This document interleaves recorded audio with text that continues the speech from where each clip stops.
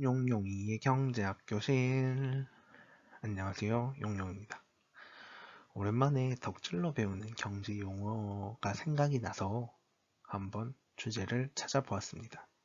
최근에 피프티피프티라는 그룹이 대형 사고가 있었잖아요. 그래서 그걸 본 순간, 이번 주에는 이 주제를 한번 꼭 다뤄봐야지 라고 생각을 했었고요. 그 주제를 드디어 한번 다룰 수 있게 되었습니다. 피프티 사건에 대해서 모르시는 분들이 있을 텐데요. 간단하게 요약을 하자면 이제 피프티라는 그룹이 있어요. 이 그룹이 있고 이 그룹을 만든 기획사가 있습니다. 그 기획사가 있고 기획사가 이제 기획하는 능력이 충분하지 못하다라고 생각을 해서 이제 하청업체에게 하청을 줍니다. 얘네들 좀 잘 만들어줘 하면서 하청을 주게 되죠. 그런데 이 하청업체와 그룹이 합을 맞춰서 기획사를 배신하는 사건이 발생하게 되는데요. 그것을 이제 이 사태를 우리 피프티 사건이라고도 부르고요. 혹은 뭐 논란이라고 부르기도 하고요. 최근에는 이 그룹이 사과를 하고 난 이후에 다시 원래의 기획사로 돌아가겠다라는 이야기도 있었습니다. 이들이 사실 정말 대단한 건 중소기업에서 나온 가수이고요. 중소기획사에서 나온 가수이고요. 그런데 이들의 두 번째 곡이라고 해야 될지, 두 번째 앨범이라고 해야 될지 정확하게 모르겠으나, 그 곡인 큐피트가 빌보드 차트에서, 빌보드 핫 100에서 매우 높은 순위에 있었다라는 거죠. 그래서 이들이 이제 강제 해외 진출하는 게 아니냐라는 이야기도 있었고요. 혹은 뭐 중소돌의 기적이라고도 불렸었는데요. 이들이 이제 기존의 기획사를 배신하면서 발생했던 사건입니다. 하나의 사건이고요. 이 사건을 보면서 저는 이제 게임 이론이 떠올랐어요. 게임 이론에서 보면 이제 재수의 딜레마가 제일 대표적인데, 재수의 딜레마를 보면 내가 그걸 받아들일지 혹은 배신할지에 대한 고민을 하거든요.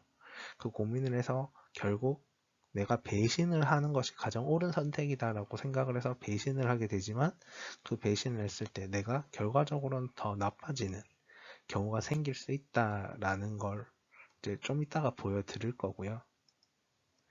그리고 이번 사건을 통해서 이제 아이돌 가수들의 계약 문제에 대해서도 많은 관심을 받게 될 거예요. 예전에 제가 좋아했던 SM 같은 경우에는 이제 노예 계약 사건이 있었잖아요. 그런 문제들이 생기면서 계속해서 이제 표준 계약서로 변경이 되고 있는 상태에서 이제 이런 또 나쁜 선례가 만들어지는 것이 아닌가 조금 걱정되기는 하고요. 하지만 그들의 선택이 과연 경제적이었는가에 대한 고민만 한번 해보는 시간을 가져보도록 하겠습니다. 우선 게임 이론이 뭔지에 대해서 이야기를 해드려야 할 텐데요. 게임 이론을 만들어지는 과정에선 크게 세 가지 요소가 필요합니다. 우선 플레이어가 필요하고요. 그 다음엔 스트래티지가 필요하고요. 그 다음 페이오프가 필요합니다. 그래서 이제 플레이어란 건 실제로 그 게임에 참가하는 인원이고요. 그 참가하는 인원이 최소 2명 이상은 되어야 한다라고 이야기를 하고 있습니다. 그 다음은 전략인데요. 이들의 전략이 최소 2가지 이상은 있어야 합니다. 그래서 이 2가지 중에 어떤 것을 선택할지에 대한 고민을 해야 한다라고 이야기를 하고 있고요. 그 다음엔 페이오프 보수입니다. 이 보수가 얼마인지를 알아야 이들이 그 전략에 맞춰서 적절한 선택을 하게 될 것이다 라는 이야기를 하고 있습니다. 그래서 이제 게임 이론이라고 하면 이제 수학에서도 많이 다루고 있고요. 통계에서도 많이 다루고 있는 걸로 알려져 있고요. 경제학에서도 선택을 고민하다 보니까 자연스럽게 어떤 선택을 하는 것이 좋은가 라는 주제로 게임 이론을 받아들이고 있습니다. 그리고 게임 이론으로 가장 유명한 내시라는 분이 이제 게임 이론을 논문으로 해서 노벨 경제학상을 받은 걸로 알고 있고요. 하지만 그는 경제학자라고도 이야기를 하지만 수학자라고도 이야기를 하고 있는 걸로 알고 있습니다. 그래서 이제 우리가 재수의 딜레마라고 하면 수학 시간에 봤을 수도 있다라고 개인적으로 생각을 해요. 그래서 수학 시간에도 볼 수 있었을 문제고요. 또 이제 최근에 경제학에서는 과점 시장을 다룰 때 많이 사용하고 있습니다. 이제 우리가 시장을 나눌 때 경쟁 시장이냐 완전 경쟁 시장이냐 불완전 경쟁 시장이냐로 먼저 나누고요. 불완전 경쟁 시장에선 다시 공급자가 몇 명이냐라고 해서 뭐 독점 시장이든 과점 시장이든 이렇게 나누게 되거든요. 독점 시장은 근데 한 명이 참여하는 건데 과점 시장은 소수가 참여한다라고 이야기를 하고 있어요. 그런데 게임 이론에서도 플레이어는 한 명이 아니라 여러 명이 되는 거잖아요. 그렇다 보니까 과점 시장에 대해서 다룰 때 많이 이용하고 있는 주제가 바로 게임 이론입니다. 그래서 우리가 과정 시장에 대해서 이야기를 하면 가장 문제되는 것이 뭐냐면 담합 문제거든요. 그래서 담합을 하는 것이 좋으냐 안 하는 것이 좋으냐라는 경제적인 고민을 할 수밖에 없어요. 왜냐하면 경제적으로 고민해야 이걸 올바른 선택을 하느냐 마느냐의 문제가 될 수 있거든요. 그런데 이 과점 시장에서 내가 담합을 하는 것이 좋을지 안 하는 것이 좋을지를 고민하는 것이 선택의 문제고요. 이거는 경제학적에서 다루어, 다루어져야 할 문제라고 생각을 하고요. 그래서 그런 다양한 문제들을 다루기 위해서 게임 이론이 이제 경제학에 많이 접목되고 있다라고 말씀드릴 수 있을 것 같습니다. 게임 이론에서 가장 대표적인 재수의 딜레마에 대해서 한번 간단하게 보여드리겠습니다. 우선 게임의 구성 요소에 대해서는 우리가 봤었어요. 그런데 이제 그런 게임엔 어떤 종류가 있냐라고 하면 정말 다양한 게임들이 존재합니다. 그래서 우리가 뭐 체스나 장기 같은 게임 혹은 집에서 하는 화투 같은 게임도 우리는 게임 이론의 한 요소가 될 수 있고요. 그런 게임들은 우리가 한 명씩 돌아가면서 하기 때문에 순차적 게임이라고 이야기를 하고 있습니다.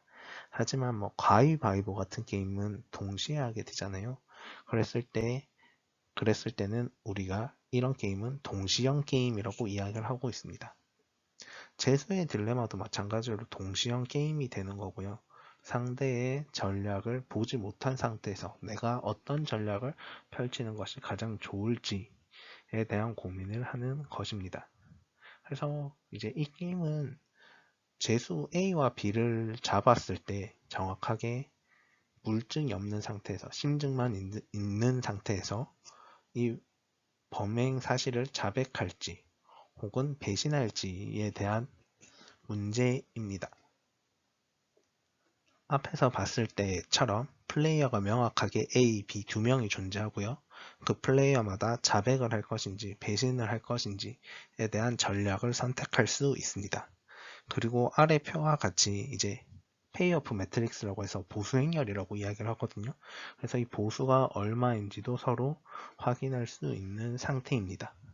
이런 상황에서 이들이 어떤 선택을 할지에 대해 고민해 보도록 하겠습니다. 우선 A가 어떤 선택을 할지에 대한 고민을 해봐야 할 텐데요. A가 이제 선택을 하는 과정에서 B가 어떤 선택을 할지가 매우 중요하잖아요. 그래서 B의 선택을 먼저 봤을 때 B가 자백을 한다라고 했을 때 A는 자백하는 것이 좋으냐 배신하는 것이 좋으냐 라고 생각해 본다면 이제 우리가 보수 행렬을 봤을 때 A가 5를 받아가느냐 10을 받아가느냐의 문제인 것 같거든요. 이 숫자를 우리가 효용이라고 가정을 한다면 이제 A는 B가 자백을 선택했을 때 자백을 해서 5의 효용을 얻어가느냐 배신을 해서 10의 효용을 얻어가느냐 고민을 해보면 배신을 해서 10의 효용을 받아가는 게 더 좋을 것입니다. 마찬가지로 마찬가지로요. B가 배신을 선택했을 때도 A는 자백을 해서 0의 효용을 얻어가든지 배신을 해서 1의 효용을 얻어가든지에 대한 고민을 할 거고요. 그러면 A는 당연히 1을 선택할 거예요. 1의 효용을 선택할 거고요. 그럼 당연히 A는 배신을 하게 될 것입니다. B도 마찬가지로 이 작업을 해보면 둘 다 선택해야 되는 것은 배신과 배신입니다. 그럼 배신과 배신을 선택했을 때 이 효용이 다른 효용보다 작아지는 모습을 명확하게 보여주잖아요. 이 효용이 가장 작은 것이기 때문에 죄수의 딜레마라고 이야기를 하고 있고요. 우리는 이 게임을 통해서 이제 각자가 최선의 선택을 했지만 그 최선의 선택이 최선의 결과를 만들어내지 않는다는 사실을 확인할 수 있습니다. 그래서 뭐 이제 좀 더 딥하게 들어가면 뭐 내시 균형이 어떻고 5월 전략이 어떻고 뭐 5월 전략이 어때서 뭐 내시 균형이 어떻게 만들어지는데 내시 균형이 만들어졌다니 이게 파르트 최적인가? 라는 고민을 하게 될 텐데요. 그런 이야기는 이제 너무 어려운 문제라서 하지 않기로 하고요. 다만 이제 A와 B라는 명백한 플레이어가 2명 이상 존재하고요. 선택할 수 있는 전략이 명백하게 2개 이상 존재하고요. 페이오프를 봐서 어떤 선택을 하는 것이 가장 좋을지에 대한 고민을 하는 것이 바로 게임 이론이다 라고 이야기를 하는 거고요. 게임 이론의 가장 대표적인 예시, 죄수의 딜레마에 대해서 소개해 드렸습니다. 그래서 보면 이제 결론적으로 보면 이제 50-50 같은 경우에도 이제 기획사를 두고요. 기획사라는 하나의 플레이어가 있고요. 또 이제 50-50 혹은 중간에 하청업체인 더기버스라는 이제 또 다른 플레이어가 있고요. 그대로 갈지 배신할지에 대한 고민을 분명 했을 거라고 생각을 해요. 그래서 나름의 트레이드 오프 매트릭스를 만들어 봤겠죠. 그 트레이드 오프 매트릭스를 만들었을 때 자신들이 배신하는 것이 더 좋겠다라고 생각을 해서 분명 배신을 했을 거예요. 하지만 그 여론이라든지 이제 그런 디테일한 부분에서 정확하게 계산되지가 않았었겠죠. 혹은 우리가 잘못 알고 있어서 그들이 배신한 것이 아니라 그들이 정말 정당한 이의 제기를 했을 수 있다고도 생각을 합니다. 이건 뭐 제가 내부인이 아니기 때문에 정확하게 말씀드리긴 어려울 것 같고요. 다만 지금까지 이제 우리가 밝혀진 내용으로만 봤을 때는 누군가가 배신을 했을 거고요. 이 배신을 하는 과정에서는 명백하게 자신들에게 유리한 효용이 있을 것이다. 유리한 점이 있을 것이다 라고 페이오프 매트릭스가 만들어졌을 것이라고 생각합니다. 하지만 그 페이오프 매트릭스가 잘못 작성되었었고요. 거기에 대해서 오히려 역풍이 불게 되었던 사건이 아닌가라고 생각합니다. 질문 있으시면 댓글로 남겨주시고요. 구독과 좋아요는 필수입니다.